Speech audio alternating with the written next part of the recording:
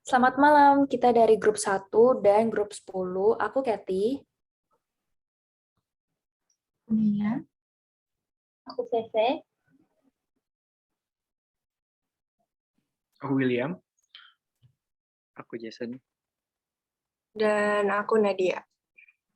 Jadi malam ini kita akan jelasin mengenai proposal service learning kita, yaitu mengenai berantas mitos COVID-19 dengan sains. Sebelumnya, alasan kami untuk menyampaikan materi kali ini adalah karena banyaknya mitos mengenai COVID-19 yang beredar dan kerap kali membahayakan bagi masyarakat. Apalagi hal ini berhubungan dengan ranah medis yang tidak boleh dilakukan secara sembarangan. Hal ini juga lah yang membuat kami memutuskan sains sebagai solusi untuk memberantas mitos-mitos tersebut. Alasannya adalah karena sains dihasilkan melalui penelitian dan memiliki bukti-bukti empiris dan tentu saja telah diuji kebenarannya. Sebelumnya ada baiknya juga kita mengetahui mengenai apa itu mitos. Menurut KBBI, mitos adalah cerita suatu bangsa tentang dewa dan pahlawan zaman dahulu. Mengandung penafsiran tentang asal-usul semesta alam, manusia, dan bangsa tersebut mengandung arti mendalam yang diungkapkan dengan cara gaib. Mitos sendiri disampaikan secara turun-temurun secara lisan tanpa adanya catatan dan penelitian yang konkret. Artinya, informasi yang ada di dalamnya tidak dapat dibuktikan secara empiris. Di Indonesia sendiri juga banyak mitos yang isinya melarang suatu perbuatan yang dibuat dengan tujuan untuk melindungi orang-orang dari hal yang berbahaya. Salah satu contohnya adalah mitos memotong kuku pada malam hari yang dapat memperpendek usia. Ternyata mitos ini dibuat agar tidak terjadi kecelakaan saat memotong kuku pada malam hari karena minimnya penerangan pada zaman dahulu. Sebelum itu, kita akan membahas pengertian COVID-19 atau yang biasa disebut dengan coronavirus. Nah, coronavirus sendiri merupakan keluarga besar virus yang mengakibatkan terjadinya infeksi pada sistem pernafasan. Nah, pada banyak kasus, virus ini hanya menyebabkan infeksi pernafasan yang ringan, seperti penyakit flu. Tetapi pada beberapa kasus virus corona juga dapat menyebabkan infeksi pernafasan yang berat, seperti injeksi paru-paru, terus MERS, terus SARS, dan bahkan bisa menimbulkan kematian. Penyakit ini muncul pada akhir tahun 2019, pertama kali di Wuhan, China. Lokasi kemunculan pertama kali ini membuat coronavirus juga dikenal dengan sebutan Wuhan virus. Nah, seseorang dapat tertular coronavirus itu yang pertama, tidak sengaja menghirup percikan ludah yang keluar saat penderita COVID-19 batuk atau bersin. Yang kedua, memegang mulut, hidung, atau mata tanpa mencuci tangan terlebih dahulu. Yang ketiga, kontak dekat dengan penderita COVID-19, contohnya bersentuhan dan berjabat tangan. Next. Nah, gejala apa saja yang ditimbulkan oleh coronavirus? Gejalanya itu mulai dari flu biasa hingga gangguan pernafasan berat, seperti pneumonia. Contohnya demam tinggi disertai menggigil, batuk kering, pilek, hidung berair dan bersin-bersin, tenggorokan nyeri, dan sesak napas. Nah, siapa saja yang berisiko terkena COVID-19? COVID-19 dapat menginfeksi siapa saja, terutama orang-orang yang tinggal atau berpergian di daerah di mana virus corona meningkat. Hal ini membuat mudahnya untuk terkena infeksi coronavirus. Nah, di Indonesia sendiri, kasus yang terkena positif coronavirus ada 5 juta orang. Kasus sembuhnya juga 5 juta orang, sedangkan yang meninggal hampir 100.000. Ini tidak menutup kemungkinan bahwa yang sudah pernah sembuh dari penyakit coronavirus dapat terkena coronavirus lagi. Lalu ada penyebab munculnya mitos mengenai COVID-19. Yang pertama ada kepanikan dari masyarakat itu sendiri. Jadi datangnya COVID-19 di dalam masyarakat yang kita tahu kan secara tiba-tiba. Jadi hal ini tuh menyebabkan terjadinya kepanikan dalam masyarakat dan juga ketakutan yang dianggap berlebihan. Sehingga banyak kabar burung yang berakhir menjadi berita hoax yang tersebar di kalangan masyarakat. Yang kedua, ada mencari keuntungan. Jadi banyaknya oknum-oknum yang membuat hoax ini, mereka membuat hoax ini karena mereka ingin mengambil keuntungan dari orang-orang yang terkena hoax itu sendiri.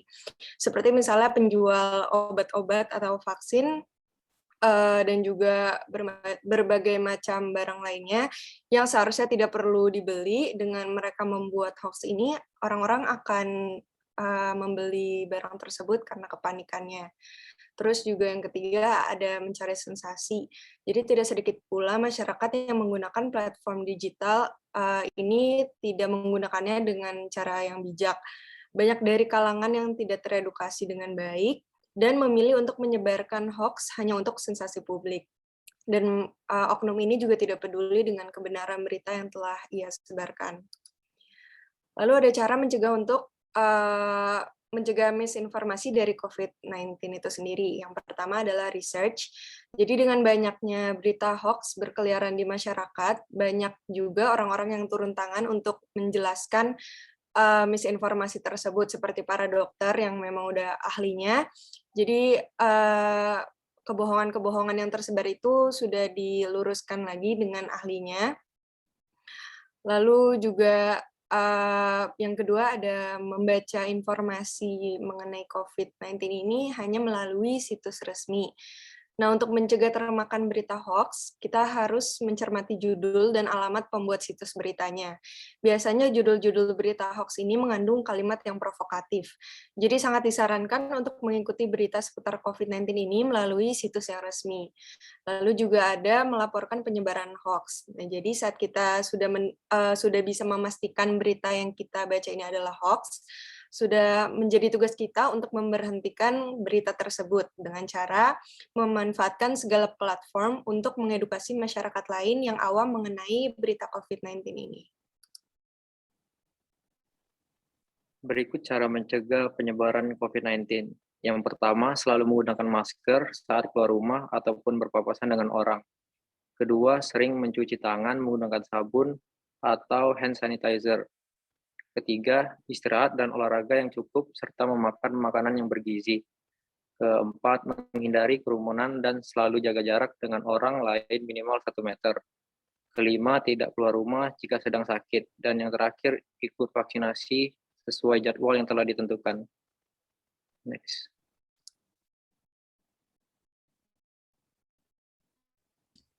Ini ada suatu quotes dari Friedrich Nietzsche.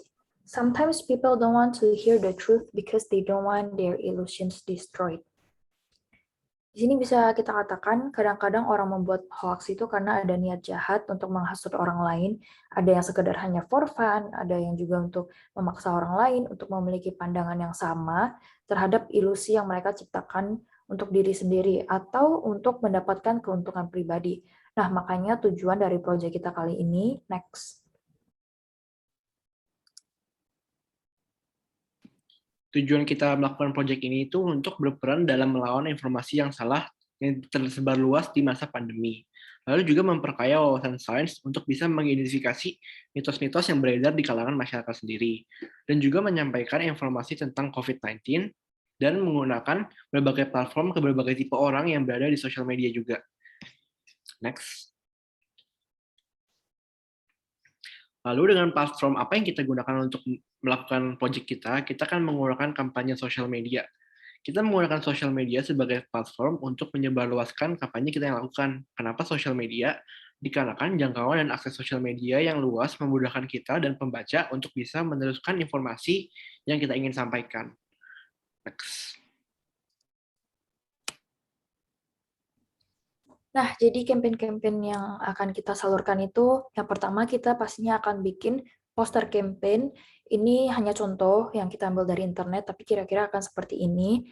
Nanti ada poster anti-hoax dan untuk mengajak teman-teman agar ke halaman Instagram kita nanti, yang akan saya jelaskan nanti, dan akan menemukan lebih banyak info lagi di sana. Nah, poster campaign ini akan kita sebarkan ke WhatsApp dan ke Instagram juga.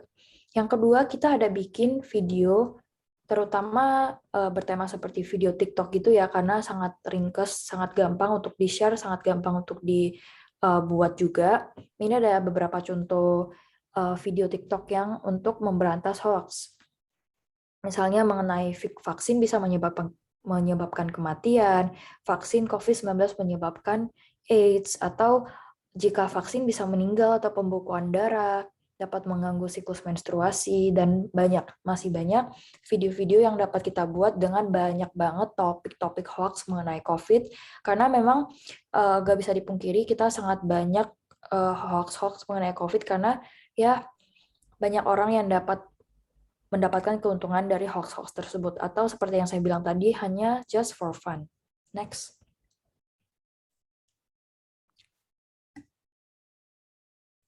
Nah, dari video TikTok yang kita bikin tadi, akan kita share ke grup keluarga, grup teman, dan akan kita anjurkan untuk tetap di forward ke grup-grup lainnya. Karena kenapa kita pilih WhatsApp? Karena kebanyakan orang-orang yang usianya lumayan tua seperti ibu atau keluarga kita atau saudara kita yang usianya lumayan sudah berumur, mereka cenderung lebih percaya berita-berita yang di broadcast atau di forward berulang-ulang kali di WhatsApp dibanding dari dokter. Kadang seperti itu, makanya kita menggunakan WhatsApp sebagai sarana untuk menyebarkan berita-berita yang say no to hoax gitu, karena mereka sangat percaya kepada kayak forward message dari WhatsApp gitu. Nah, ini next ada platform Instagram yang seperti saya bilang tadi. Kenapa kita pilih Instagram? Karena Instagram itu kalau kita post foto tuh selamanya ada di sana. Jadi orang gampang untuk mencari, dan nanti kita juga akan taruh link di bio-nya biar mereka bisa ke halaman TikTok kita atau ke video-video lainnya. Ini ada beberapa contohnya yang akan kita buat kayak Sinut Hoax. Nanti kita bakal bikin story highlight-nya yang berisi mengenai info-info COVID yang tentunya sudah kita ambil dari situs yang resmi dan tentunya bukan hoax. Dan akan kita sebarkan juga untuk anjurkan untuk mengambil berita-berita COVID itu dari situs yang resmi dan atau dari halaman kita. Gitu. Ini berarti kita akan membuat poster campaign, kita akan bikin video TikTok, lalu akan kita share di WhatsApp dan di Instagram. Agar dapat menjangkau lebih banyak lagi audiens-audiens yang terutama TikTok sekarang bisa dibilang sangat banyak digunakan di semua kalangan usia. Next. Nah, terakhir, jadi harapan kita apa untuk proyek ini? Yang pertama ada orang-orang yang akan lebih melek akan adanya hoax ya. Terutama yang seperti saya bilang tadi, orang-orang yang berumur seperti ibu, bapak saya juga sendiri, mereka cenderung kadang lebih percaya omongan teman dibanding dokter gitu, jadi agak membingungkan. Nah, jadi mereka jadinya nggak akan telan mentah-mentah saat mereka membaca berita, terutama pada soal COVID sekarang kan, marak adanya berita-berita yang dapat merugikan banyak pihak. Contoh misalnya yang tadi vaksin dapat membuat positif, jadinya orang-orang jadi takut vaksin gitu. Yang kedua, belajar banyak mengenai kebenaran COVID. Jadi kita akan ngedukasi juga melalui proyek ini. Jadi bukan hanya memberitahu kalau kita nggak boleh percaya dengan adanya hoax gitu, tapi kita juga mengedukasi masyarakat dengan kebenaran-kebenaran COVID.